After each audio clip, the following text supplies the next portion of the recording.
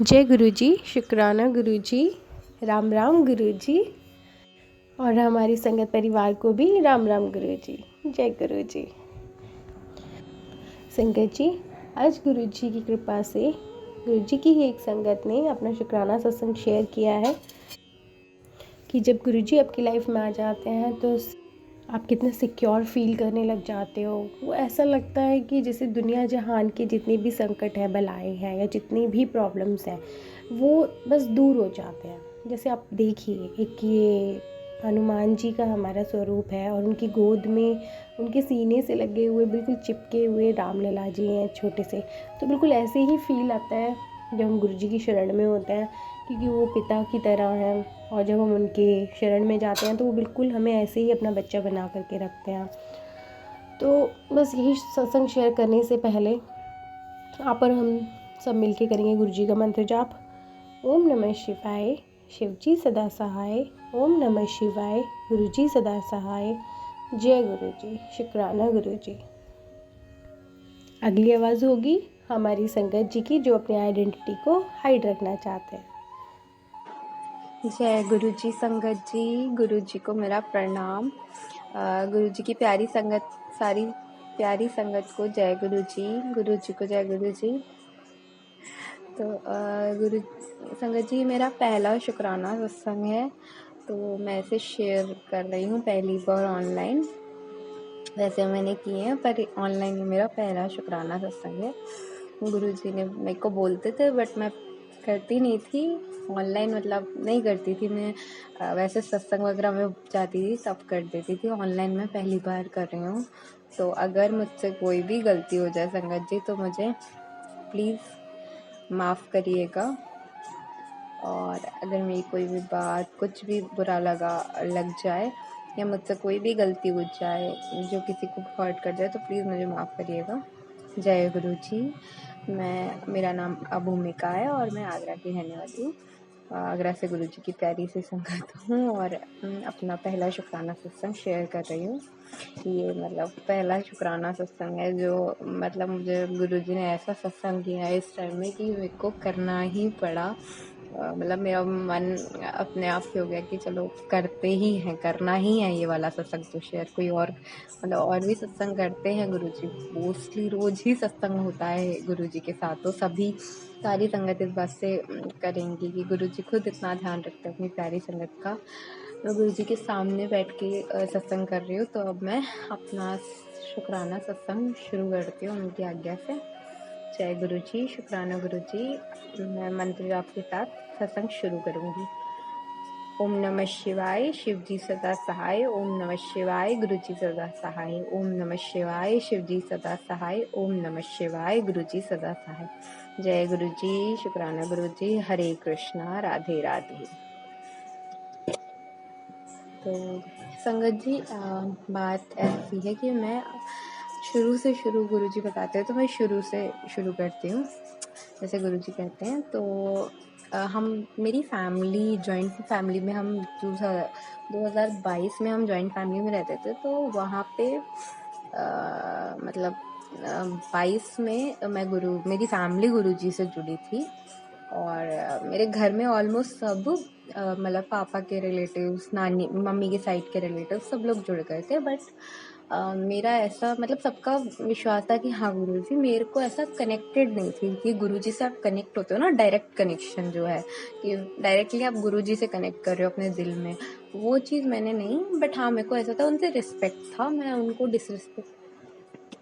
तो 2022 में मेरी जो फैमिली है वो गुरु जी से जुड़ी थी। हमारी एक रिलेटिव में ताई जी हैं, उन्होंने बताया था, उनसे गुरु जी से ताई जी कनेक्ट हुई थी। फिर उन्होंने हमारे घर में सब लोगों को जोड़ा। हम लोग ऐसा जॉइंट फैमिली में रहते थे 5, तो इस वजह से तो मतलब एक पूरा गांव जैसे रहता है ना, वैसा हमारा शहर में घर था। तो उधर पूरे सब लोग, पापा के चाचा ताऊ वगैरह सब लोग रहते थे। तो हमारे घर में संगत जी एक्चुअली उस घर में नेगेटिविटी बहुत ज़्यादा थी, बहुत नेगेटिविटी थी। मतलब या 5 फैमिली उस घर में रहती थी और हम लोगों के घर में कोई ऐसा बड़े बूढ़े बीमार हो जाते ना, ऐसा कोई बीमारी नहीं थी। लेकिन हमारे बीच में लड़ाइयाँ बहुत होती थी और बाकी जो 4 फैमिलीज़ थी उनमें हर घर में बड़े जो बुज़ुर्ग थे, मेरे दादू-दादी नहीं हैं, वो नहीं थे, हम लोग वापस बाद में गए। बट जो और बाबा के भाई वगैरह थे वो सब बीमार पड़ गए, लगातार बीमार पड़े इकट्ठे। और मतलब एक दादी थी वो 19 सालों से बीमार थी, 19 साल से पैरालाइज थी। एक दादी 7 साल से बेड पे हो गई थी। एक दादाजी थे वो मतलब चलते फिरते कहीं भी गिर जाते थे और फिर भी चलते हैं वो, मतलब मानते नहीं हैं। तो ये होता है ना इस वजह। और उसी टाइम में रिसेंट में उसी टाइम में 2022 के आसपास दूसरी फैमिली में एक और, तो वो ताऊ जी गिर गए, वो बाथरूम में गए, वो गिर गए। और उन्हीं के फादर जो है वो भी, उनके 3-4 दिन बाद उनका ऑपरेशन हुआ, वो भी उनकी भी वैसी हालत। मतलब सब लोग बीमार, या तो बीमार होते थे या लड़ाई झगड़ा होता रहता था। तो मतलब बहुत ही नेगेटिविटी, बहुत ज़्यादा नेगेटिविटी। लाइक खाना खाने का हमारे घर में तो मतलब हमारी फैमिली में मम्मी पापा, मेरे दो, एक भाई है एक बहन है और मम्मा पापा, हमारी फैमिली में कोई बीमार नहीं था। बट हालांकि जब मेरे दादा दादी थे वो रहे बीमार, 4-5 साल बीमार रहे थे, बेड पे रहे थे। बट उसके बाद सब चीज़ें ठीक हो गई। बट उसके बाद हम लोग बहुत बीमार, मतलब उसके बाद हम लोग बीमार रहने लगे। मतलब ऐसे बेड पे नहीं, बट प्रॉपर, जैसे मेरी सिस्टर की तबीयत खराब हो गई थी, मेरी तबीयत खराब, मतलब मेडिसिन हमारी चलना शुरू हो गई उस घर में जाते ही। हम उस घर में गए थे कुछ प्लानिंग्स की, अपने फाइनेंसेस, क्योंकि हम रहते थे किराए पे और वहाँ से हम लोग गए। तो हम लोग गए थे कि भाई अच्छे हो जाएंगे, फाइनेंसेस अच्छा हो जाएगा, अपना खुद का घर होना बहुत अच्छी बात होती है, तो इस वजह से। बट वहाँ जाके तो हमारे और बुरे हाल हो गए। मतलब जो अच्छे खासे हम घर किराए पे रहते तो ज़्यादा अच्छा होता, बट नहीं, शायद गुरुजी की मर्जी होती है, या फिर वो कहते हैं ना भगवान जो भी करता है अच्छे के लिए करता है, तो बस वही था। हुआ, वो चीज़ हमको हुई और वहाँ पे हम गुरुजी से जुड़े, गुरुजी से मिले। एक्चुअली 2022 में मतलब हमारी फैमिली कनेक्ट होना स्टार्ट हुई थी जनवरी के टाइम में जी। और 21 में जो है 2021 के एंड में हम लोग ताई जी के घर जाते थे, सत्संग वगैरह अटेंड करते थे। बट ऐसा कनेक्टेड नहीं थे हमारी फैमिली भी। लेकिन 2022 की स्टार्टिंग में और 21 के एंड के टाइम पे, नवंबर या अक्टूबर के, हाँ दिसंबर, सॉरी संगत जी, दिसंबर के टाइम पे मेरी फैमिली जो है कनेक्ट हुई थी गुरुजी से।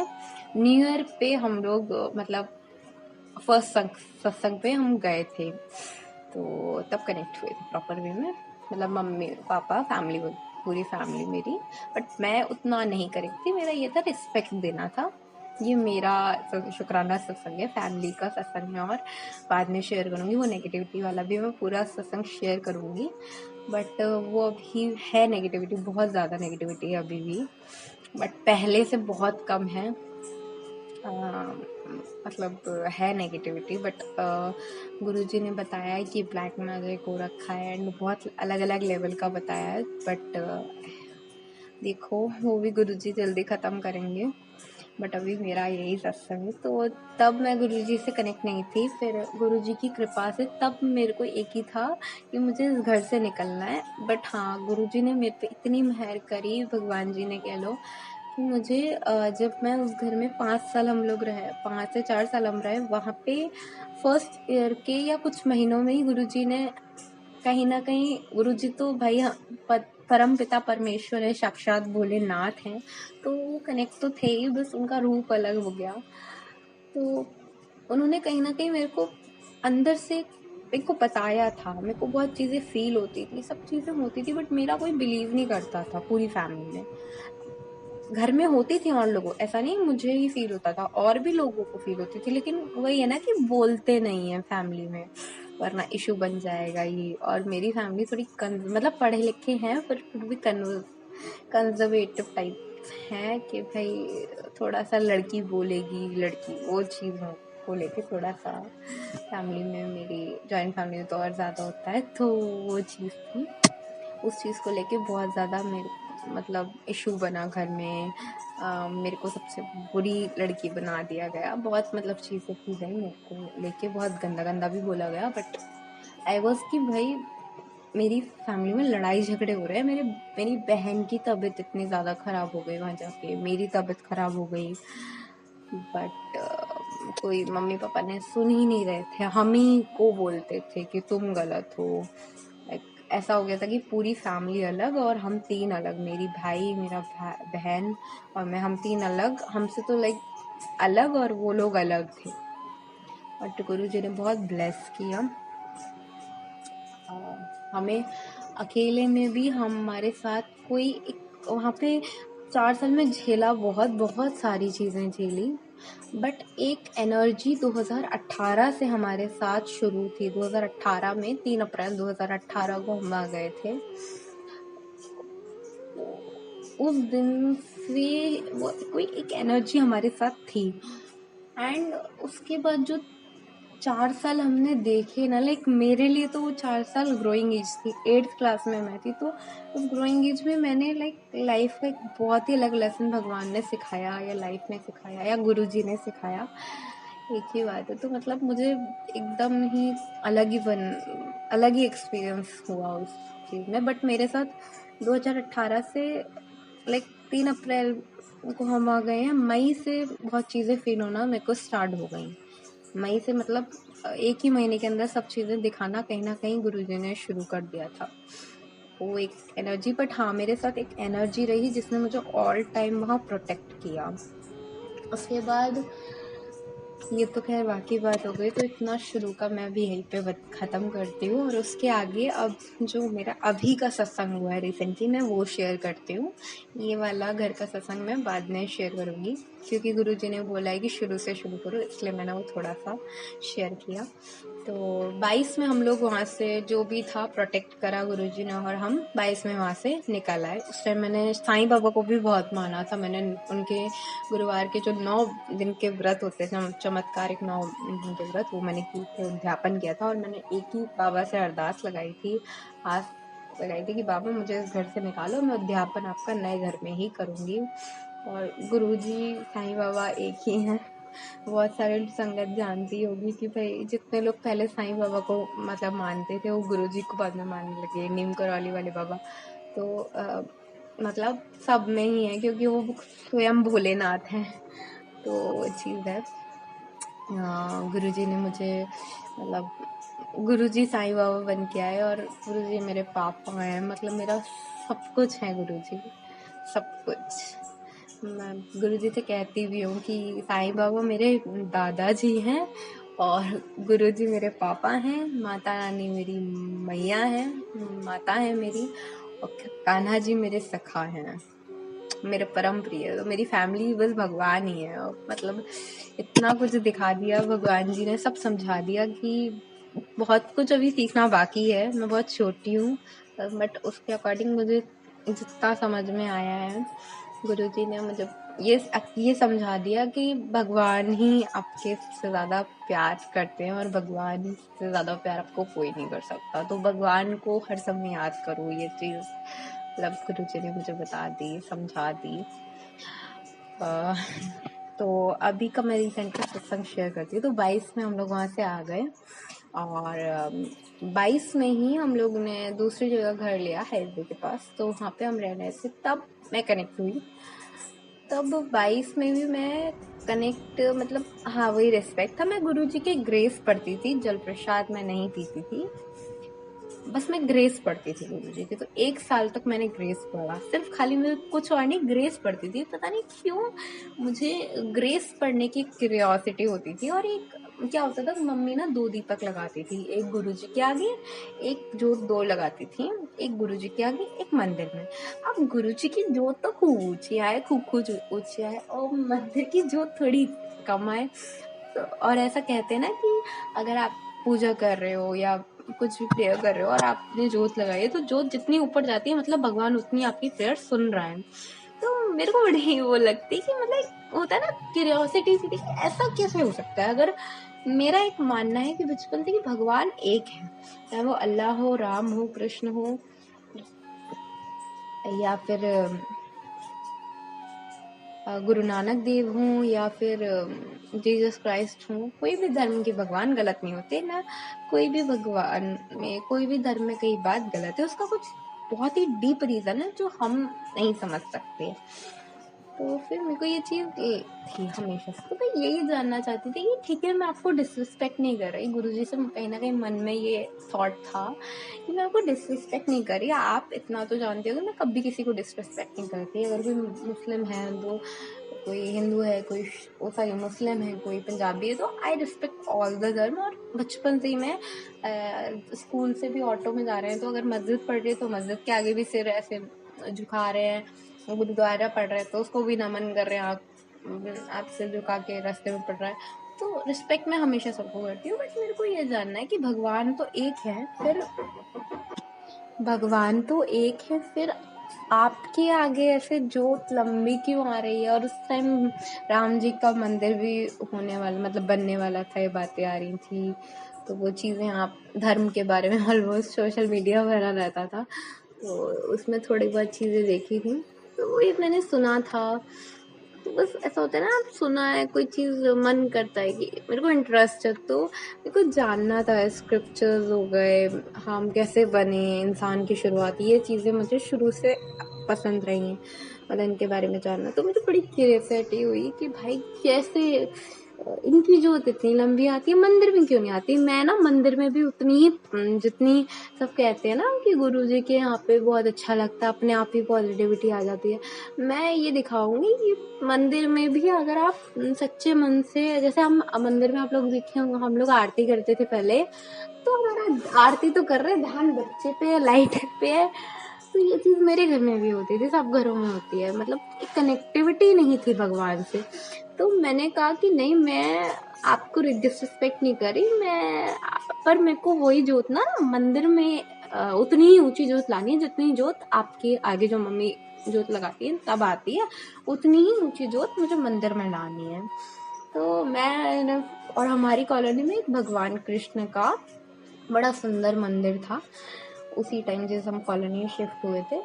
तो मैंने मंदिर जाना शुरू कर दिया, मैं मंदिर जाने लगी और मतलब प्रेयर वगैरह करने। 1 साल तक तो नहीं, बट हाँ 1 साल में 2023 की 22 की एंडिंग में मैंने मंदिर जाना स्टार्ट कर दिया, पूजा करना शुरू कर दी, मतलब अपने आप ही कनेक्टेड हो गई भगवान से, या कह लीजिए गुरुजी ने जोड़ लेना था तो उन्होंने जोड़ना स्टार्ट कर दिया। मैं दीपक लगाने लगी, बहुत ज़्यादा नहीं, बट हाँ भगवान के आगे बैठ के मंत्र जाप करना स्टार्ट कर दिया, हरे कृष्णा का, कृष्णा जी का मंत्र। कृष्ण एक्चुअली मैं गुरुजी से भी ज़्यादा कृष्ण से कनेक्ट हुई, कान्हा जी से कनेक्ट हुई।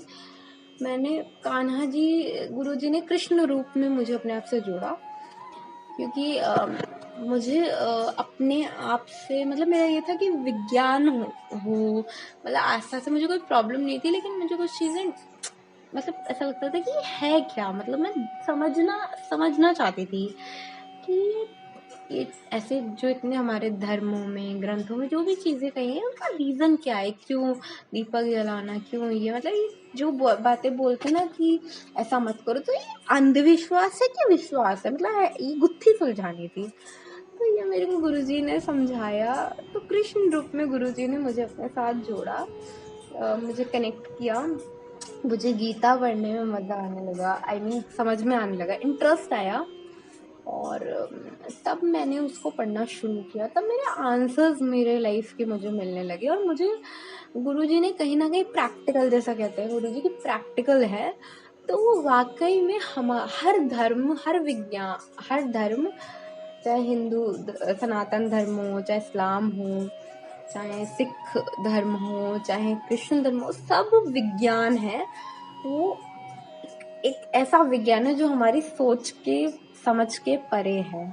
लिटरली हम लोग सोच भी नहीं सकते, वो विज्ञान इतना महान, इतना अद्भुत विज्ञान है। और वो विज्ञान गीता में भगवान ने भले 5000 साल पहले बताया, या फिर गुरुजी ने डिवाइन लाइट ऑफ रीडिंग वाली जो गुरुजी की बुक है उसमें है, या गुरुजी साक्षात आके जो बातें पुरानी संगत से हम सुनते हैं वो, तो साक्षात गुरुजी विज्ञान है और हमारे मंदिर में भी विज्ञान है। अगर तो मेरे को ये चीज़ समझ में आई कि कनेक्टिविटी किसी भी रूप में कर लो, भगवान आपको मिल जाएंगे। गुरुजी साक्षात भोलेनाथ है, ये बात मुझे तब समझ में आई जब मैंने कृष्ण से कनेक्ट किया, और मुझे वहाँ पे गुरुजी से भी वही प्यार मिल रहा था कि हम गुरुजी को और बाकी भगवानों को अलग समझते थे। तो मैं भी वही बेवकूफ़ी कर रही थी, क्योंकि हम इंसान हैं तो अज्ञानी हैं हम, तो अब तब मैं भी अज्ञानी थी, तो मैं उनको डिसरिस्पेक्ट नहीं कर रही थी, बट हाँ, मैंने उनको भगवान का दर्जा नहीं दिया था,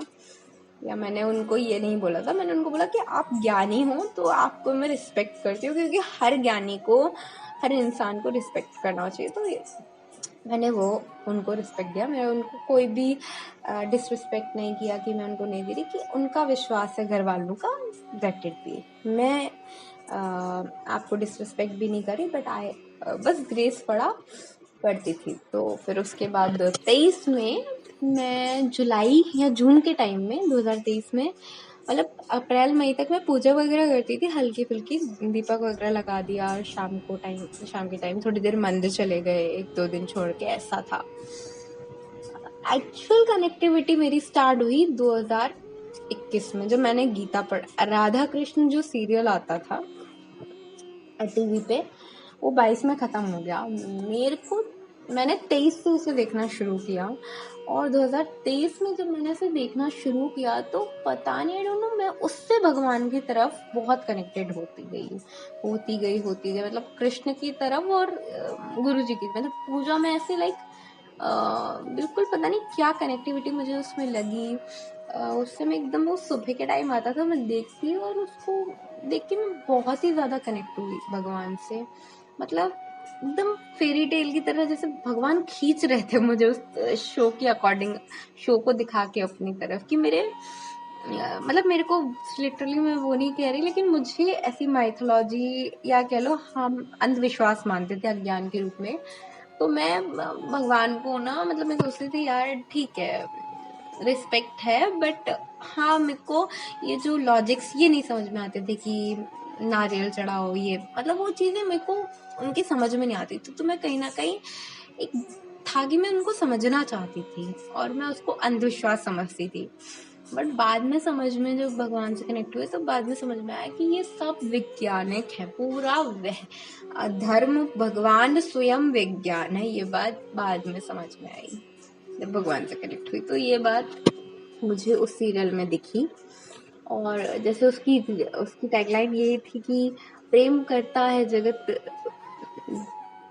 प्रेम पाने के लिए, इन्होंने किया प्रेम, प्रेम समझाने के लिए।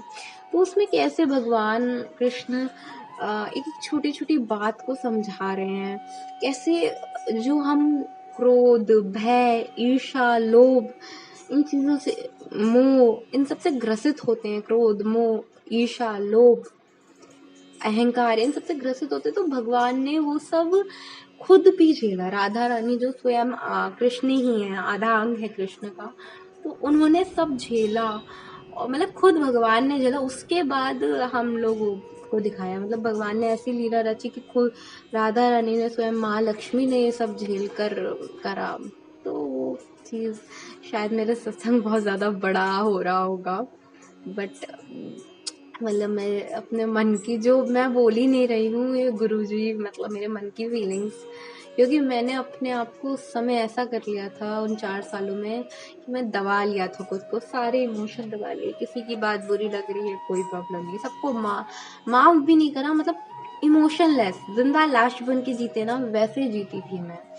तो मैं कोई गुस्सा भी आ रहा है, मुझे कुछ बात बुरी भी लग रही है, तो मैं खुद को ना पत्थर बना के जी रही थी कि भाई नहीं, मेरे पे कोई असर नहीं होता, ना अच्छे का ना बुरे का, ऐसा था। लेकिन जब 2023 में मैंने उस सीरियल को देखना शुरू किया, देखा, भगवान की तरफ और कनेक्टिविटी हुई, जब भगवान ने जोड़ना था अपने आप से, तो जोड़ना स्टार्ट किया। मैं खिंचती चली गई भगवान की तरफ। फिर पूजा पाठ प्रॉपर वे में करना शुरू किया, जो पूरा अच्छे से तरीके से होता है, बिल्कुल पूरी तरह कनेक्ट होना।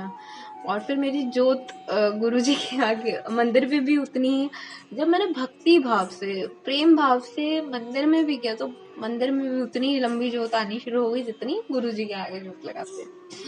तब मुझे गुरुजी की पूरी गुत्थी समझ में आ गई कि गुरुजी ने ये जो सब हुआ, जो भी 4 साल में कनेक्टेड हुए, जो भी गए, वो सब गुरुजी ने ही प्लान किया था। और एक और बात मैं कहना चाहूंगी, 2018 में जब हम यहाँ से मतलब अपने पेरेंटल हाउस जा रहे थे किराए से, तो हम 17 में घूम कर आए थे वृंदावन मथुरा। हमारा आज तक प्लान नहीं बना था, लेकिन उस टाइम हमारा रिसेंट प्लान बना और हम गए।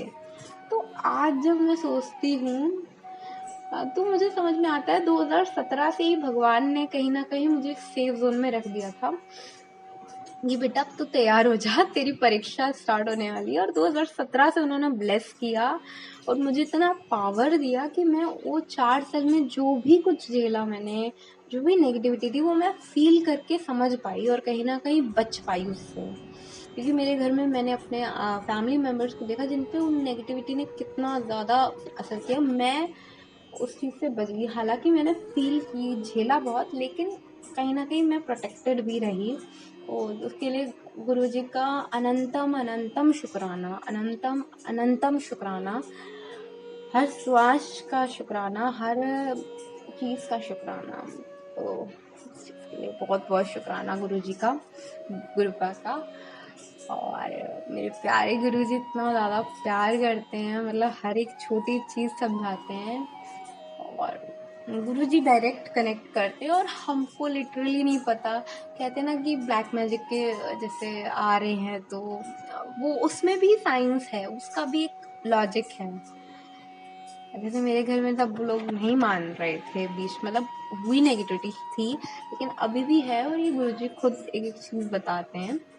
गुरुजी ने मुझे क्लियर बोला था कि इतना भारी ब्लैक मैजिक है कि वो किसी सिद्ध हनुमान मंदिर जाने से होगा। तो ये चीज़ मैंने अपनी मदर को बताई, वो मानना नहीं चाह रही थी। तो मैंने बोला, मैं बहुत ट्राई किया बट नहीं मान रही थी। नहीं, हम वहाँ से आ गए फिर भी ख़त्म हो गया, अब तो नहीं है, कुछ नहीं है। मेरे को गुरुजी ने कितनी चीज़ें दिखाई, बहुत सारी चीज़ें दिखाई, but she is not me. तो मेरे साथ रिसेंट में सत्संग ये हुआ कि मैं ना फेडअप हो चुकी थी इन चीज़ों से, झेल के। आप समझिए संगत जी, जब कोई इंसान झेल रहा है, उसको रोज़ टॉर्चर स्कूल में भी हो रहा है और मतलब हर छोटी चीज़ पे उसको टॉर्चर मिल रहा है, कहीं ना कहीं वो फेस कर रहा है प्रॉब्लम्स को, और उसके बाद वो किसी से कुछ नहीं कहता, अकेले रहता है और अकेले में रो भी नहीं रहा, अंदर ही अंदर सारे इमोशंस को, गुस्से को, हंसी को, सबको दबाए हुए बैठा है और एक नकली मुस्कान लेके जी रहा है। तो वो इंसान क्या, अगर उसको कोई कुछ बोल रहा है और वो गलत नहीं है, फिर भी वो खुद को गलत मानने को तैयार है, क्योंकि वो लड़ना नहीं चाहता, क्योंकि वो थक चुका है लड़ाई कर करके। तो ऐसा हाल हो गया था मेरे 2022 में कि मैं थक चुकी थी। लेकिन 23 से गुरुजी ने मुझे जोड़ा, मंदिर जाना शुरू किया, मेरी लाइफ बदली, गुरुजी कनेक्ट हुए, अगस्त के महीने से मेरे को जोड़ना स्टार्ट किया और फिर उसके बाद अब तक बहुत, उसके 2023 से मेरे साथ इतने सत्संग हुए, गुरुजी ने इतने सत्संग अटेंड करवाए, आसपास के हर मतलब जहाँ सत्संग पड़ा नहीं, मैं पैदल पहुँच रही हूँ, मतलब मेरे पास पैसे नहीं है, मैं बस पहुँच रही हूँ लिटरली। मतलब गुरुजी ने बहुत ब्लेस किया उस टाइम पे, बहुत ब्लेस, और वो साल मैं कभी भूल नहीं सकती, बहुत ज़्यादा ब्लेस किया। तो अब मैं अपना, मेरा सत्संग बड़ा हो रहा है। गुरुजी कहते हैं छोटा सत्संग शेयर करना चाहिए, बट ये मेरी लाइफ का एक बहुत बड़ा सत्संग है, तो मैं उसको, मेरे लिए ये बहुत बड़ा सत्संग है, तो मैं उसको शेयर कर रही हूँ। तो जैसे मैंने बोला कि सिद्ध हनुमान मंदिर गुरुजी ने बोल दिया कि ब्लैक मैजिक इतना भारी था, तो वो 4 साल में वहाँ कटा, लेकिन अभी भी वो है। और लिटरली मेरी बहन के ऊपर, मेरे ऊपर सबसे ज़्यादा है। मेरे उन जो लोग कर रहे हैं उनको मुझसे और मेरी बहन से, मुझसे तो स्पेशली बहुत प्रॉब्लम है, तो मेरी बहन से भी। तो हुआ ये कि 18 तारीख को मेरी बेस्ट फ्रेंड है जो कि इटावा रहती है, उसका बर्थडे था, ठीक है। 4 साल पहले वो यहाँ से जा चुकी थी, अभी 24 चल रहा है, 21 में वो गई थी। अब तो इसको 6-7 साल हो गए ब्लैक मैजिक वाली बात को, लेकिन हाँ मतलब वो 20 से 22 साल पुराना है। मतलब मम्मी के शादी से उन पे क्लिक कर रखा है ब्लैक मैजिक, ये बात गुरुजी ने बताई है। और मैं इस सत्संग में मैं ये सारी बातें क्यों बोल रही हूँ मुझे खुद नहीं पता। गुरुजी मुझसे सत्संग शेयर करवा रहे हैं, मैं कर ही नहीं रही हूँ। आई डोंट नो किसके लिए आंसर है या फिर किसका कल्याण, गुरुजी को क्या करना है मुझे तो पता नहीं है, क्योंकि मैं तो अपनी सांस भी नहीं चला सकती, तो क्या ही मैं बोलूँगी। इतनी बातें बोलने की हिम्मत, इतना सब कुछ ही सब गुरुजी ही दे रहे हैं। तो जय गुरु जी, शुक्राना गुरु जी। तो चलिए मैं आगे का सत्संग जो रिसेंट का हो, तो 18 तारीख को 18 अगस्त को मेरी एक बेस्ट फ्रेंड है, उसका बर्थडे पड़ता है। तो मैं रिसेंटली अभी कुछ अर्न नहीं कर रही हूँ, और मैं सिर्फ मतलब ऐसे, क्योंकि मैं ट्राई करती हूँ, ऐसा नहीं मैंने ट्राई नहीं किया, मैं ट्राई करती हूँ, बट ब्लैक मैजिक वाले कुछ ना कुछ करके मेरी तबीयत ख़राब कर देंगे, मेरे काम अटका देते हैं। और ये चीज़ मैंने गुरुजी के आगे अरदास लगाई, तो गुरुजी ने मुझे यही बताया कि बेटा जब तक इस ब्लैक मैजिक का नहीं होगा, बंगाली क्रिया और मरण क्रिया, मतलब उन्होंने हमें मिठाई में मिला के भी जाने क्या क्या खिलाया है। मतलब इतना ज़्यादा हैवी ब्लैक मैजिक किया कि मैं बता नहीं सकती संगत जी कि मैंने क्या क्या झेला है। बट बहुत ज़्यादा मतलब दरिद्री की सारी हदें पार कर दी। तो गुरुजी ने बताया है। तो 2018 में, अभी 18 अगस्त 2024 को मैंने अपनी फ्रेंड के घर जाना था। मैं अभी कुछ अर्न नहीं कर रही, तो घर वाले रोज़ ना रोज़, लड़की अगर घर पे बैठ जाए और काम पढ़ भी ना रही हो तो एहसान तो जताती हैं। तो भाई मेरी सब फैमिली में भी है कि तू शादी। तो 18 अगस्त को संगत जी मेरी बेस्ट फ्रेंड का बर्थडे था। उसका बर्थडे था। आई थिंक शायद मेरा ये सत्संग किसी को हो सकता है अलग लगे, अजीब लगे, कैसा सत्संग शेयर कर रही है, बट ये गुरु जी की ही मर्जी है, तभी मैं ये सत्संग शेयर कर रही हूँ। तो किसी को अगर मेरा ये सत्संग थोड़ा अजीब लगे, उसको उन किसी भी संगत जी को अगर मेरे सत्संग से कोई भी मेरे से गलती लगी या कुछ भी बुरा, मेरी बात बुरी लग जाए, तो प्लीज़ मुझे माफ़ करिएगा संगत जी। तो गुरुजी ने मेरा सत्संग मतलब ये करा कि 18 अगस्त को मेरी बेस्ट फ्रेंड का बर्थडे था। तो उसके घर पे मेरे को जाना था। वो इटावा रहती है और मैं आगरा रहती हूँ, 4 घंटे का सफ़र है। और रिसेंटली आप लोगों ने संगत जी वो जो कोलकाता रेप केस हुआ है, तो उस चीज़ को लेके मैं थोड़ा, मतलब मैं लड़कियों को लेके थोड़ा वो हूँ कि लड़कियों को जीने देना चाहिए, मतलब थोड़ा सा इस तरह की लड़कियों की फ्रीडम होनी चाहिए, सेफ होनी चाहिए लड़कियाँ। तो उस चीज़ को लेके मैंने बहुत स्टोरीज लगाई इंस्टाग्राम पे, और मतलब मेरा अंदर तक मैं हिल गई कि दरिद्र की सारी हदें पार कर दी। और फिर उस चीज़ को लेके सबसे पहले सोसाइटी के बारे में मन में आया कि सोसाइटी कहती है कि रात में लड़कियों को नहीं निकलना चाहिए, उसे फुल कपड़े पहनने चाहिए, छोटे कपड़े नहीं पहनने चाहिए, उसको बात नहीं करनी चाहिए। लेकिन अभी जो रेप केस हुआ है, या और भी उसमें उत्तराखंड में रेप केस हुआ है 3 साल की बच्ची के साथ जो भी रेप केस, ये उन लोगों ने तो भाई, वो जो कोलकाता में रेप केस हुआ वो पूरे कपड़े पहने थी, हॉस्पिटल में थी, अपने वर्क प्लेस पे थी। एक उत्तराखंड में हुआ वो अपने घर पे थी। और एक तो हद ही हो गई कि 2 महीने की बच्ची थी, उसके सगे पापा ने, किसी स्ट्रेंजर से बात करें, सगे पापा ने एक 85 ईयर्स ओल्ड वुमेन का, जो कि अभी 2 महीने पहले हुआ, उसमें वो डे लाइट में उनके साथ रेप हुआ। तो इस चीज़ को, और जो कोलकाता वाला हुआ वो तो मतलब उसकी गर्दन, हाथ, पैर ना सब कुछ, मतलब बहुत ज़्यादा कुछ भी नहीं छोड़ा। तो उस चीज़ को देख के मैं हिल गई कि हमें भी रोका टोका जाता है कि रात में मत जाओ, ये मत करो। एक्चुअली मेरे घर में तो बहुत ज़्यादा, क्योंकि जॉइंट फैमिली में जाते हैं तो चेंजेस आ ही जाते हैं, तो वहाँ की थिंकिंग ऐसी है। मेरे पेरेंट्स की नहीं थी, बट ग्रोइंग एज में वहाँ गए, 4 साल जब रहे मेरी ग्रोइंग एज में, तो वहाँ पे थिंकिंग हो गई। और वहाँ पे भी मुझे रात में मत निकलो, कपड़े मत पहनो, ऐसे रात में किसी से बात मत करो, ये सब चीज़ें मेरे को भी बोली गई, और बहुत कर्रे लेवल पे बोली गई। मतलब बहुत ज़्यादा लड़ाई वगैरह भी हुई इस चीज़ को लेके। मेरे कैरेक्टर को भी, अभी भी मेरे कैरेक्टर लगे कि बदतमीज़ है, जाहिल है, मतलब बहुत गंदा गंदा बोला मेरे को, अभी भी बोलते हैं। बट गुरुजी कहते हैं तू शांत रह, कुछ मत बोल। तो उस चीज़ को लेके बहुत ज़्यादा मेरे को बोला।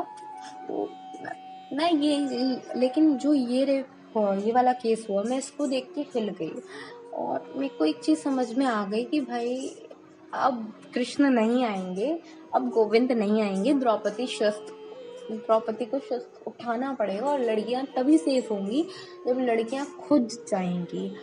और वाकई जितना उस टाइम में मैं भगवान से कनेक्ट हुई, स्टोरीज पढ़ती हूँ, तो एक चीज़ तो मुझे ये भी समझ में आई कि हमको लड़कियों पे अधिकार जमाते हैं। शादी से पहले उनके पिता, शादी के बाद उनका पति अधिकार जमाता है, उसके बाद जब बेटा हो जाए तो बेटा अधिकार जमाता है, भाई हो तो भाई अधिकार जमाता है, वो प्रॉपर्टी समझता है। क्यों भाई, लड़की प्रॉपर्टी थोड़ी है? क्यों वो किसी को जाने से पहले पूछे? और ये चीज़ भगवान स्वयं कह रहे हैं, तो हम भगवान से भी खुद को, सोसाइटी, समाज भगवान से भी बड़ा खुद को समझती है और भगवान की कई बातों को झूठा बोल देती है। हमारे धर्म में कृष्ण भगवान ने साक्षात रुक्मणी माता को क्यों लेके गए थे? क्यों रुक्मणी हरण नहीं किया था उन्होंने? क्यों? क्योंकि भाई उन्होंने उनकी मर्जी के खिलाफ उनका भाई उनकी शादी, जो माता रुक्मणी का भाई था, वो उनकी शादी उनकी मर्जी के खिलाफ शिशुपाल से करा रहे थे। तो कृष्ण भगवान ने स्वयं भागवत में ये चीज मेंशन हुई है कि भाई लड़की की मर्जी की बिना उसकी शादी नहीं कहीं करा सकता, और ये उसका अधिकार है। भगवान स्वयं उसको अधिकार दे रहे हैं कि उसकी मर्जी हो, जहाँ होगी वहीं वो शादी होगी। लेकिन हमारे समाज के लोग इस बात को नहीं मानते। भगवान ये चीज़ें सारी राधा जी ने स्वयं झेली, सीता मैया ने भी झेली, और ये सब चीज़ें पुराणों में क्लियरली मेंशन्ड है कि भैया अधिकार नहीं होता, बल्कि हम अधिकार जननी है। हमें भगवान ने प्रत्येक जीव को जीने का अधिकार दिया है, पर लड़की के अधिकारों पे आने जब बात आती है तो ये सारी हम बात भूल जाते हैं। क्यों? तो ये चीज़ मेरे को बहुत ज़्यादा माइंड हो सकता है, किसी को मेरी बात अच्छी ना लगे तो I am sorry for that, but ये एक सच है और मैं नहीं बोल रही, गुरुजी मतलब मुझसे शेयर करा रहे। मेरे मुख मेरा है, शब्द गुरुजी के हैं, कान्हा जी के हैं, मेरे नहीं है। मुझे नहीं पता मैंने ये सत्संग क्यों शेयर कर रही हूँ, जस्ट ये हो रहा है अपने आप, गुरुजी करा रहे हैं। शब्द भी मेरे पास कहाँ से आ रहे हैं, वो गुरुजी चाहते हैं, वही कर रहे हैं। तो मैंने फिर डिसाइड कर लिया, मतलब ये सब स्टोरी वगैरह देख के मैंने डिसाइड कर लिया। मैंने कहा कपड़ों से कुछ नहीं होता, रात में मत निकलो, इससे भी कुछ नहीं होता, फिर तो हम अपने घर में भी सेफ नहीं है। क्योंकि 2 साल की बच्ची जिसके फादर ने उसको, एक 13 साल की बच्ची जिसके खुद के फादर ने, भाई ने और चाचा ने उसके साथ की, तो कहाँ सेफ है हम? ना घर पे सेफ है, ना हम रात में सेफ है, ना दिन में सेफ है, ना बाहर सेफ है, ना अंदर सेफ है, ना वर्क प्लेस पे सेफ है। मतलब हम कहीं सेफ नहीं है, तो हमें खुद को सेफ करना पड़ेगा।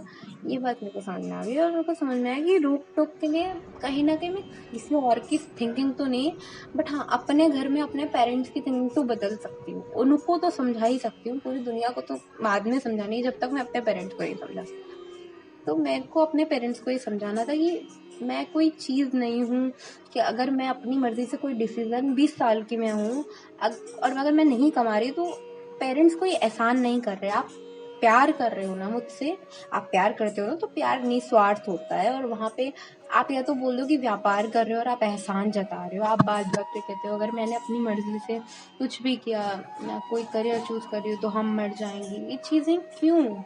आप, ये भगवान ने भी गीता जी में पहले या दूसरे अध्याय में ही भगवान ये बात बोल रहे हैं कि माँ बाप को कैसी आकांक्षाएं हैं अपने बच्चों से, क्यों आकांक्षाएं? प्रेम करते हैं ना, प्रेम तो निस्वार्थ है। अगर बच्चे ने कोई भी अपनी लाइफ में डिसीजन लिया तो आप उससे रिश्ता खत्म कर दोगे, अगर उससे कुछ गलती होगी तो उसका खान पीन बंद कर दोगे, उसका, ये क्यों? ये सारी चीजें क्यों? तो ये मैं देख के थोड़ा, और स्पेशली लड़कियों के लिए तो बहुत ज़्यादा, कि अगर लड़की ने एक बार भी वो अगर बिना पूछे कहीं चली गई, उसका जीना मुश्किल कर देते हैं। कुछ भी मतलब हो, क्यों भाई, वो भी तो इंसान ही है ना। वो चीज़ है, वो इंसान है, उसको भगवान ने अधिकार दिया और आप उसको पाल के एहसान नहीं कर रहे हो उस पर, बल्कि हो सकता है वो तो लक्ष्मी है साक्षात, हो सकता है आपके घर में धन उसी की वजह से आ रहा हो और आप उसी को दुख दे रहे हो। तो ये चीज़ थोड़ा सा नहीं होनी चाहिए, वो चीज़। और मैं सारे पेरेंट्स की बात नहीं कर रही, पर मोस्टली इंडिया में यही होते हैं, मोस्टली इंडिया में यही होता है कि लड़के कुछ नहीं बोला जाता और लड़की को ही होता है। इवन पढ़े लिखे भी, मेरे पेरेंट्स अच्छे खासे एजुकेटेड हैं। मम्मा ने एमए करा है, पापा ने ग्रेजुएशन पूरी की अच्छी स्टडीज़ में, फिर भी उनकी थिंकिंग चेंज हुई। और बल्कि मेरी एक फ्रेंड है जिसके पापा मम्मी पढ़े लिखे नहीं हैं, बट फिर भी उनकी थिंकिंग में और मेरे पेरेंट्स की थिंकिंग में ज़मीन आसमान का अंतर है। तो वो चीज़ मुझे समझ में आई कि बल्कि पढ़े लिखे ज़्यादा कर रहे हैं, I think so. Again I am sorry अगर किसी को मेरी बात बुरी लगे तो। हाँ, तो संगत जी फिर आगे हुआ ये, मैंने डिसाइड कर लिया कि मैं अगर आज रुक गई तो वही चीज़ होगा कि भाई मैं लड़की हूँ और मैं कुछ कर नहीं सकती, मैं अकेले जाऊँगी, मैंने ये डिसाइड कर लिया। एंड मैंने गुरुजी के आगे पर्ची डाल दी थी, रात में डाली थी 17 तारीख को। मैंने पूछा गुरुजी आप बताओ मैं क्या करूँ। हालांकि दग दग हो रही थी, लेकिन मेरे को जाना था। अंदर से मन में अरदास भी लग रही थी, गुरुजी आप ही लेके जाओ साथ में और आप ही पैसे भी अरेंज कर दो। मेरे पास 1 रुपया नहीं था, सच बता रही हूँ। बट गुरुजी ने सब कुछ कर दिया। और मैंने दोबारा भी गुरुजी से पूछा सुबह कि गुरुजी मैं जाऊँ नहीं जाऊँ पर्ची डाल के, तो मैंने उन्हें क्या पर्ची डाली 3 बार। मैं कोई भी क्वेश्चन पूछना होता है गुरुजी से तो क्या करती हूँ, मैं उनके आगे 2 पर्ची यस और नो कि चली जाऊँ गुरुजी नहीं जाऊँ, ये काम करूँ नहीं करूँ। तो फिर वो 3 बार मैं चेक करती हूँ, जो पर्ची 2 बार आई, जैसे यस की पर्ची 2 बार आई तो यस मतलब, नो की पर्ची 2 बार आई तो नो पर्ची। और कान्हा जी के आगे भी करती हूँ, तो दोनों के आगे दोनों की बात पूछती हूँ, फिर उसके बाद कोई काम करती हूँ। तो मैंने गुरुजी से पूछा तो गुरुजी का और कान्हा जी का रात में भी है कि जा और सुबह भी यही आया कि जा। तो 2 पर्ची आई, तो मैंने कहा ठीक है जाना है फिर। लेकिन दुख हो रही थी कि कैसे जाऊँगी। और घर पे ऑलरेडी बताया था, बोला था, तो मम्मी ने उसके घर पे कॉल कर दिया उसको, बहुत सारी बातें बोलने लगी कि तुम उसको समझाती नहीं हो, तुम गंदी हो, ये हो वो। बिकॉज उसका बीएफ है, तो उस चीज़ को लेके एक माइंडसेट पेरेंट्स के माइंड में बन जाता है ना कि वो गलत ही लड़की है, बट ऐसा नहीं है। कोई चीज़ आप हर किसी को नहीं कर सकते जज, खैर उनकी थिंकिंग है। तो वही चीज़ मैंने उनको समझानी थी, तो मेरे को अंदर वही लगा था कि अभी इतना केस हो गया फिर भी पेरेंट्स और सोसाइटी अभी भी ये नहीं समझ रही कि गलती हमेशा लड़की की नहीं होती। अपने लड़कों को सिखाओ कि रात में टाइम से घर आए, और कोई लड़की आपके सामने है तो उसकी इज्जत करो, इवन अगर वो वैश्या भी है तो भी उसकी इज्जत करो, क्योंकि वैश्या कोई बनती नहीं है, उसको मजबूर किया जाता है। कभी कभी तो खुद के पिता छोड़ के आते हैं, कभी खुद के मतलब कभी खुद का चाचा मामा कोई भी छोड़ के, तो उनकी भी अलग अलग स्टोरीज होती हैं। बिकॉज भगवान ने नारी एक ऐसी चीज बनाई है, एक ऐसा ह्यूमन बनाया है जो कितना भी वो हो जाए वो हार्टलेस कभी नहीं हो सकता। अगर वो हार्टलेस बना है तो उसकी कंडीशन उसे समाज ने मजबूर किया है, और वाकई सच ये है कि समाज मजबूर करता है।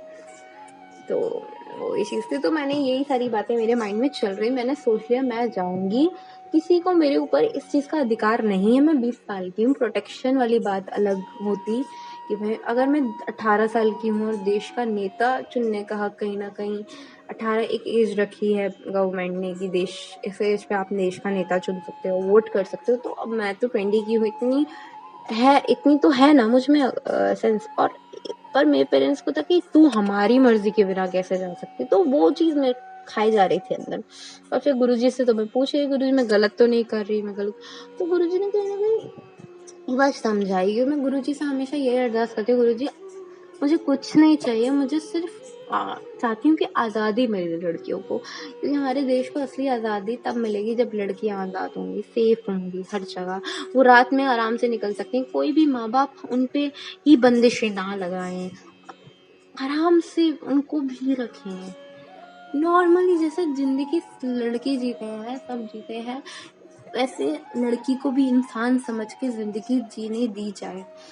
भगवान से मैं यही अरदास करती हूँ, और मैं शायद गुरुजी यही समझाना चाहते हैं और मतलब यही करवा रहे हैं, उस अरदास को कर रहे हैं, इसलिए मैं ये सत्संग शेयर कर रही हूँ। और ये सब गुरुजी बुलवा रहे हैं और मैं गई वहाँ पे, तो मैंने ठान लिया कि मैं करूँगी। मैं सुबह उठी, मैंने अपना पैक करा, हालांकि दुख हो रही थी, घबराहट हो रही थी कि मैं क्या करूँ।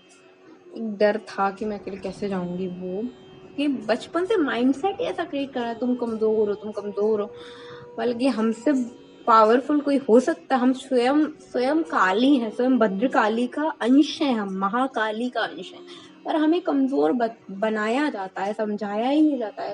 अगर कोई लड़का कुछ छेड़ रहा है, कुछ बोल रहा है, तो तुम चुप रहो। कोई गंदी नजर से देख रहा है, चुप रहो। क्यों?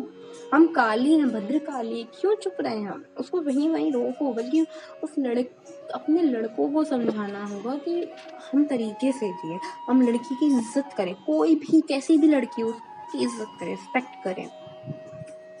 तो वो चीज है, तो लड़कों को सिखाना होगा कि लड़की की इज्जत कैसे की जाती है। उनमें मेल ईगो नाम कि वो लड़का है तो वो यही कर सकता है। अगर वो गलत लड़का है तो वो कुछ भी नहीं कर सकता, वो रात में नहीं घूम सकता, वो सब चीजें नहीं कर सकता। ये चीज हमें समझनी होगी, तभी हमारा देश सेफ होगा। और लड़कियों को उनके जीवन के निर्णय लेने का अधिकार है, क्योंकि ये अधिकार उन्हें ईश्वर देता है। उनकी सांसें ईश्वर चलाता है ना, तो उनको अधिकार भी ईश्वर देता है। अगर लड़की ने अपनी मर्जी से शादी कर ली तो ना समाज जीने देता है और ना घर वाले। और यदि माँ बाप शादी करें और तब लड़का गलत निकल जाए तो फिर भाई भाग्य साथ। क्यों भाई? अपनी गलती तब भाग्य क्यों हो जाता है? ये चीज समझनी होगी कि भाई लड़की कोई चीज नहीं है, वो भी इंसान है। तो वो चीज है, मैंने टाल लिया, मैं जाऊंगी। अब मैं यहाँ से गई, अपने घर से निकली, जैसे तैसे लड़ाई झगड़ा भी हुआ, बट मैंने बोला, मेरे को ये था कि आप मेरे को इसलिए नहीं जाने दे रहे बिकॉज क्योंकि मैं लड़की हूँ और अकेले अगर मैं रक्षाबंधन के टाइम जा रही हूँ तो कुछ हो जाएगा, ये हो जाएगा। फिर मेरे को ये था कि भाई मैं इतने केसेस के बाद मैं तो घर में भी सेफ नहीं हूँ ना, मुझे खुद ही लड़ना पड़ेगा खुद के लिए। और बाकी सच है, जब तक लड़कियां हम अपने लिए नहीं लड़ेंगे तब तक हम आज़ाद नहीं होंगे। लेकिन इस बार आई एम प्रेइंग टू गुरुजी की पूरी तरह समाज की सोच बदले, और जो समाज थोड़ी सी शर्म आए सोसाइटी को हमारी, कि हमने माता सीता को भी मजबूर होके धरती में उनको प्रूफ देना पड़ा, हमने उनको भी अपमानित किया, तो हमने माता रानी तक को अपमानित किया। अब तो सुधर जाएं, और अभी भी हम समझें कि प्रॉब्लम लड़की के कपड़ों में या लड़की के रात में जाने में या उसके किसी लड़के से बात करने में, इसमें नहीं है। प्रॉब्लम हमारी सोच में है, हमारी थिंकिंग में है। हमें थिंकिंग चेंज करनी होगी, क्योंकि सोच ही होती है जो सच बन के सामने आती है। तो ये समझ में आए, मैं गुरुजी से यही प्रार्थना है, यही अरदास है मेरी। और बाकी तो आगे ये हुआ कि मैं यहाँ से निकल गई जैसे तैसे। ना मेरे पास पैसे थे, ना मेरे पास फ़ोन था, बस कपड़े थे, एक पानी की बोतल थी, और बस मैंने यहाँ से बैठ के पैदल गई। और मैंने अपनी फ्रेंड को कॉल किया किसी साइबर कैफ़े में जाके। मैंने उसको 300 रुपीज़ पहले दिए थे, तो मैंने बोला बहन 300 रुपये भेज। उसने 300 रुपये भेजा, और वो 300 रुपये आए नहीं। मुझे बड़ी घबराहट हो। वो जो कैफ़े वाले साइबर कैफ़े वाले भैया थे, उनको कहीं जाना था, तो मेरे को बड़ी घबराहट हो। गुरुजी आ नहीं रहा, ये मैं आपके भरोसे निकली हूँ। अच्छा, मेरे को जैसे निकली हूँ बटरफ्लाइज दिखना शुरू हो गई, बहुत सारी बटरफ्लाइज, ग्रीन कलर की, वाइट कलर की बटरफ्लाइज, लाइट ग्रीन कलर की बटरफ्लाई बहुत दिखना शुरू हुई। मैं कहा गुरुजी अपने साथ, तो मैं गलत तो नहीं कर रही हूँ? तो उन्होंने मेरे को दिखाया, नहीं तुम गलत नहीं हो, मैं तुम्हारे साथ हूँ, मैं तुझे ले जा रहा हूँ, तूने अरदास की थी।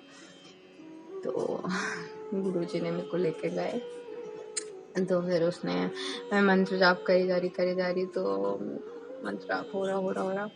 तो मम्मी ने कह दिया था कि घर आने की ज़रूरत नहीं है, तू निकल जा, क्योंकि ऑब्वियसली मैं लड़की हूँ और बिना मर्जी के घर वालों के खिलाफ जाके मैं अगर कहीं कुछ काम कर रही हूँ तो मेरे को तो घर से निकाल ही देंगे, क्योंकि वो समझते हैं कि हम उसको खिला रहे हैं, भगवान नहीं खिलाता। लड़का, अच्छा मेरा भाई जाता तो नहीं, हम उसको जाने ही नहीं देते, ये नहीं, बट वो जाता अकेले तो उसको पैसे देते। और हालांकि ये सच है कि हम लड़कियां नहीं जा सकते अकेले, मेरा एक फ्रेंड है, वो लखनऊ जा सकता है, इटावा जा सकता है, सब जगह, पर हम नहीं जा सकते। मतलब मैं 4 साल अकेले, तो सेफ गर्ल कहीं नहीं होंगी। सेफ मतलब गर्ल्स तब होंगी जब उन्हें जाने दिया जाएगा, उनको सिखाया जाएगा कि बचते कैसे, लड़ना सिखाइए अपने घर की जितनी भी लड़कियां हैं, कोई आंटीज मेरी, बस यही चीज़ है। तो मैंने फिर करा, उस समय मैं गई, मैं फिर आगे गई, आगे जाके पैसे दिए, ऑटो में बैठी, ऑटो में बैठती मुझे दीदी मिली, तो इटावा ही जा रही थी, तो बटरफ्लाई तो मुझे दिख ही रही थी, इटावा जा रही थी। उसके बाद मैं मतलब डरी हुई थी कि कैसे जाऊंगी, ये करूंगी। फिर उसके बाद मैं बोधला तक वो मेरे साथ बैठी, फिर वहाँ से उन्होंने मुझे बताया कि ISBT में भगवानटा की जा रही थी, फिर उन्होंने बताया ISBT पर करना है, तो फिर मैं ISBT पर थी, वो इटावा की ही थी। ठीक है, फिर वहाँ से आई सिकंदरा पे मुझे एक आंटी मिली, क्योंकि मुझे बस नहीं पता थी, और वहाँ पे ना ऐसे चौराहे पे बस वगैरह खड़ी होती है, मतलब कोई स्टेशन नहीं है, वैसे चौराहे पे खड़ी रहती है बसें, तो मुझे पता ही नहीं कौन सी बस है, तो मैं डायरेक्ट कहाँ जाऊँगी, कैसे जाऊँगी। तो फिर एक आंटी ऑटो में मिली जो खुद इटावा जा रही थी, तो उन्होंने मुझे, बटरफ्लाइज तो दिख ही रही थी, कभी मेरे ऑटो के आगे आ रही, कभी मेरे पास आ रही थी। तो एक आंटी इटावा ही जा रही थी, तो उन्होंने प्रॉपर मेरे को लेके गई, बस में बिठाया। जब तक मैं बैठ नहीं गई तब तक वो आंटी नहीं बैठी, खुद भी उन्होंने मेरे को बताया, टिकट बताई 210 रुपये, फिर बैठी। तो मुझे ऐसा फील आ रहा, क्योंकि मेरे पेरेंट्स नहीं रेडी थे मुझे भेजने के लिए, मन से, हालांकि लड़की भी थी, मैं सच बोल रही हूँ। तो फिर ऐसा लगा कि मेरे मम्मा, मेरी मैया, माता रानी मुझे छोड़ने आई, मुझे प्रॉपर सीट दिलवाई, प्रॉपर बैठाया।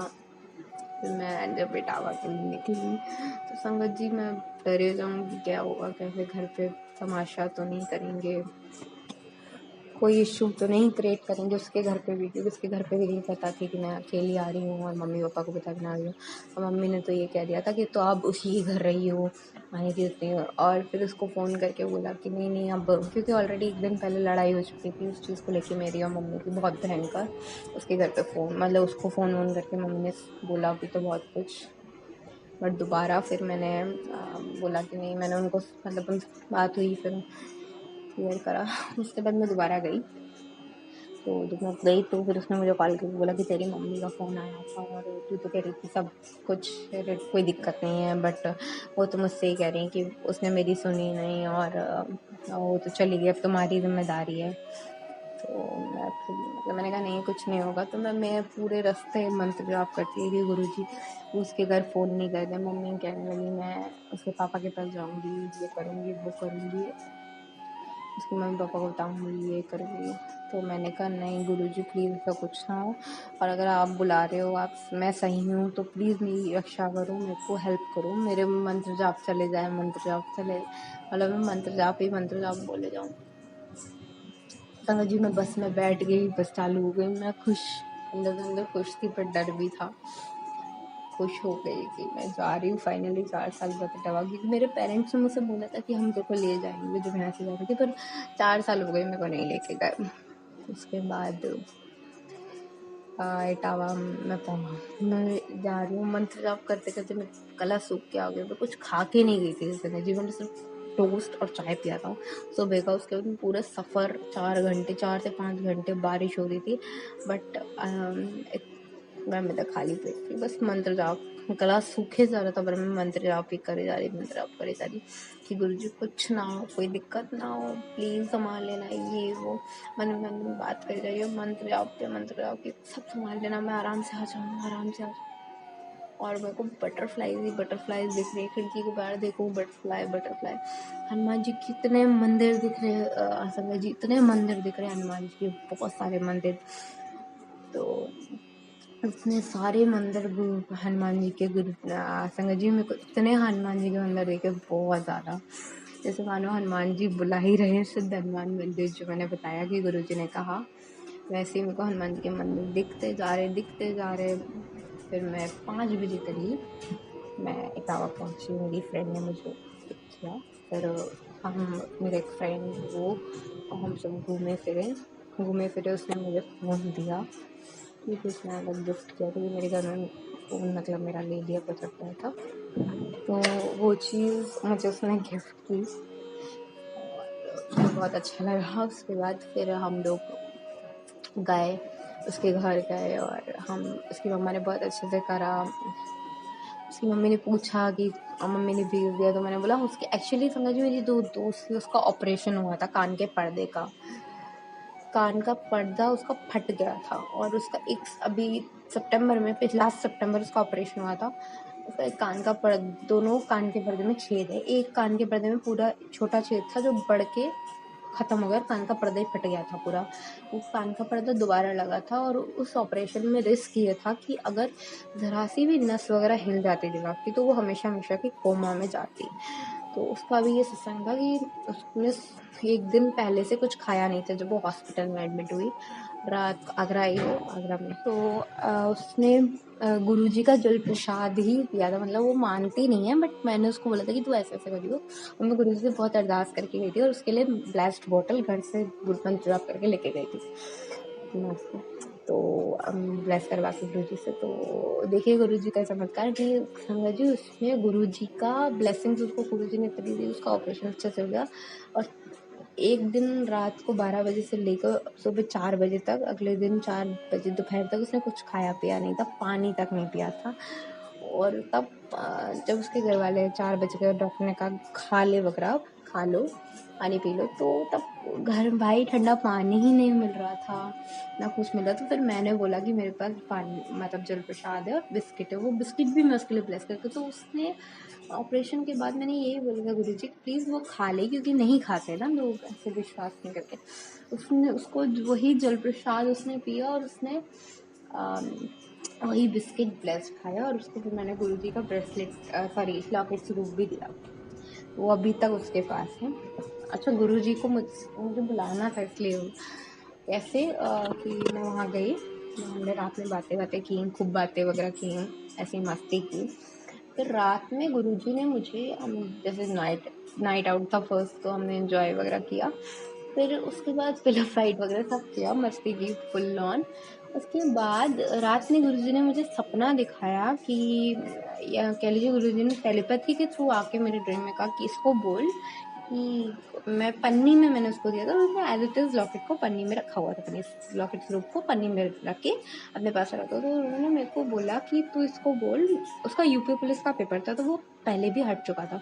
तो गुरुजी ने रात में 18 तारीख की रात को मेरे को सपने में बोला इसको बोल मेरे को पन्नी से बाहर निकाले और मेरे को कहीं भी है तो मंदिर में रख दे या पहन ले या फिर कहीं भी ऐसे मतलब स्थापित कर दे मेरे लॉकेट स्वरूप को, मेरे को दम घुट रहा है। तो फिर मैंने उसको कल बोला, तो बोला मैंने तू अगर पहन सकती है तो पहन ले, नहीं पहन सकती तो मंदिर में रख दे, और मंदिर में भी नहीं रख सकती तो कहीं और रख दे। तो उसने फिर गुरुजी का स्वरूप अपने बेड के पास अपने रूम में रख लिया, छोटा लॉकेट स्वरूप। उसकी तबीयत बहुत खराब रहती थी, उसको माइग्रेन भी है, मतलब उसकी तबीयत बहुत ज़्यादा खराब रहती है, हमेशा उसको कुछ ना कुछ बीमारी लगी रहती है। 2 साल से उसको कभी पहले तो कान का ही ऑपरेशन नहीं हो रहा था, फिर आगरा में बड़ी मुश्किल से ऑपरेशन हुआ, फिर माइग्रेन की दिक्कत हो गई, चक्कर खा खा के गिरने लगी वो।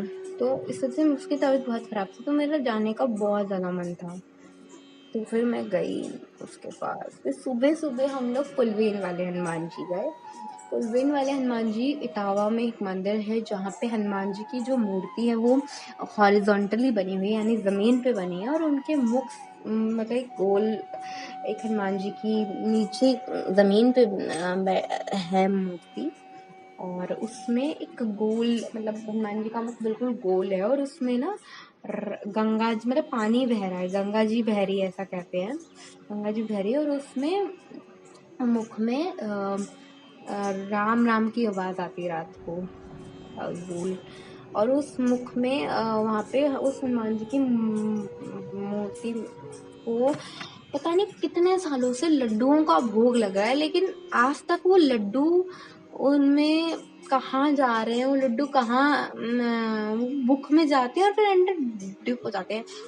वो कहाँ जा रहे हैं किसी को पता ही नहीं है। मतलब वो कहते हैं हनुमान जी खाते हैं, साक्षात वहाँ विराजमान है, काफी सिद्ध हनुमान जी का मंदिर है।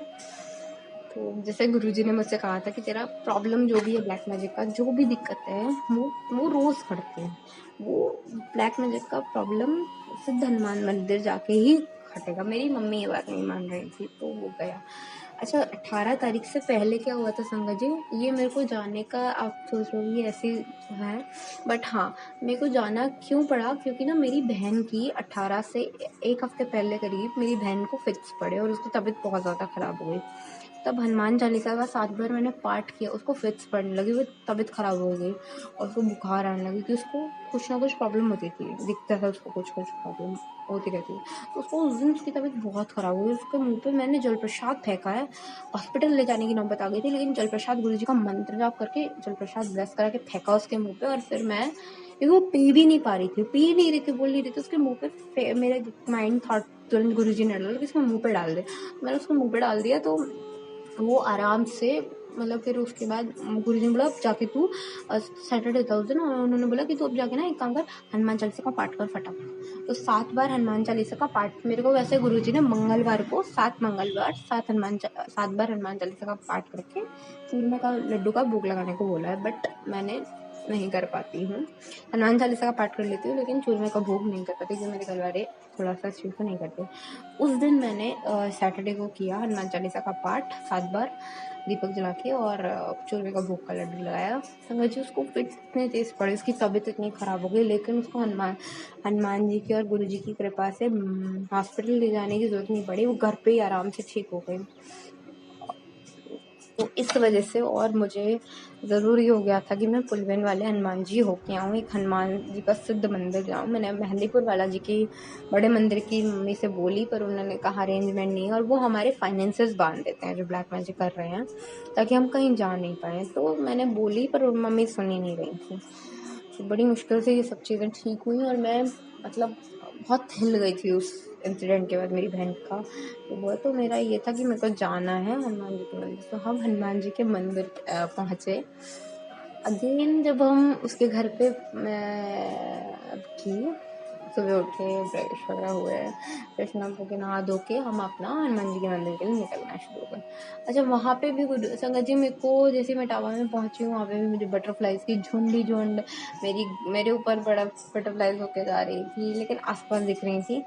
बट जब नेक्स्ट डे 19 अगस्त को मैं उठी हूँ, हम लोग निकले हैं उसके घर से, तो उसका घर थोड़ा ग्रीनी एरिया में, तो वहाँ पे भी बटरफ्लाइज दिख रही थी। कभी ग्रीन दिख रही, कभी येलो दिख रही, येलो और ग्रीन बहुत दिखी।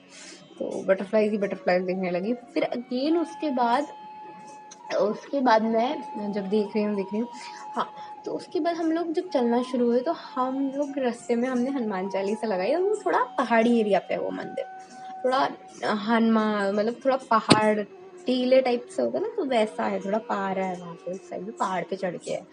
तो वहाँ पे हम रास्ते में हनुमान चालीसा चलाते जा रहे हैं, हनुमान चालीसा गाते हुए जा रहे हैं, और हमारे आसपास संगत जी, हमारी गाड़ी के आसपास इतनी बटरफ्लाइज हमारे, मतलब अब तक तो दिख रही थी, अब बटरफ्लाइज हमारे आसपास, हमारी गाड़ी के पास, मेरी दोस्त के ऊपर से, उसकी बहन थी और मैं थी, हम 3 लोग थे, हम तीनों के ऊपर से घूम कर जा रही है, हमारे गाड़ी के आगे से बार गाड़ी से जा रही है। और जब हनुमान जी के मंदिर पे हम पहुंचे हैं, तब जब पूरा पहाड़ी एरिया शुरू हो गया, चढ़ाई आ गई, तब संगत जी बटरफ्लाइज के झुंड दिख रहे हैं।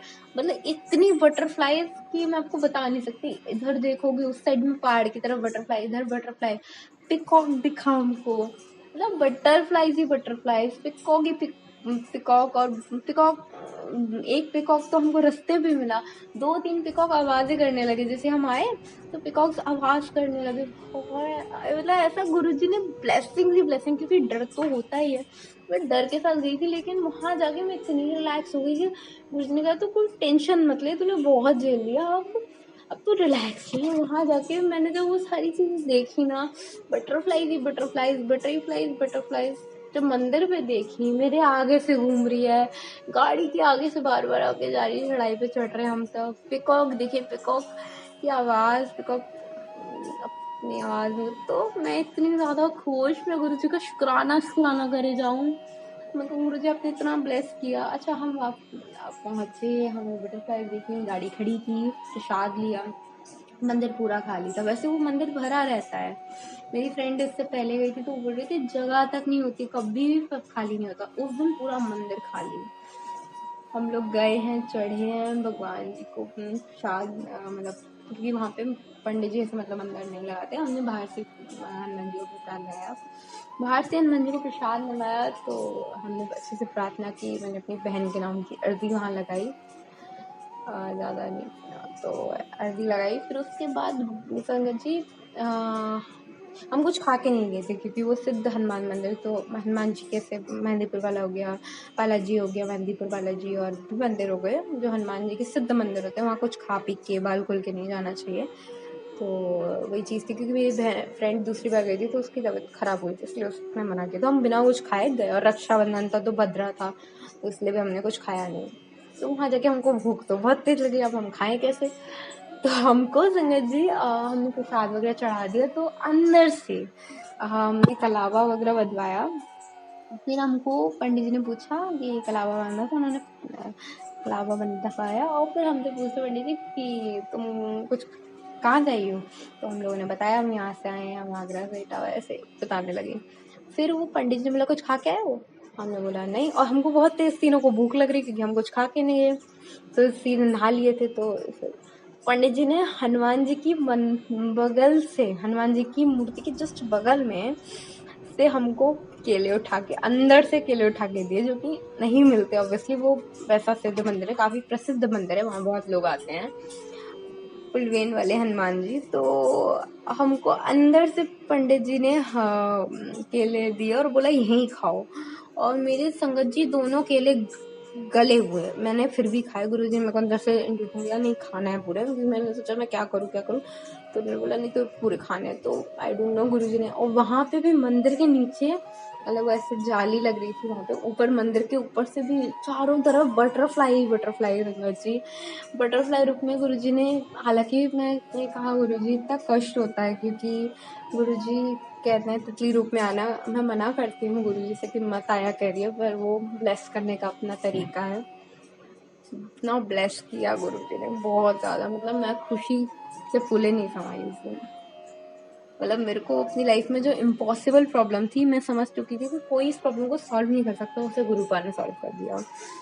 सारे मेरे लॉजिक सब कुछ हिला के रख दिए, तो बहुत अच्छा लगा। फिर वहाँ जाते ही मुझे इतना लाइट फील हुआ, और संगत जी हम लोग निकले हैं वैसे ही भीड़ आना शुरू।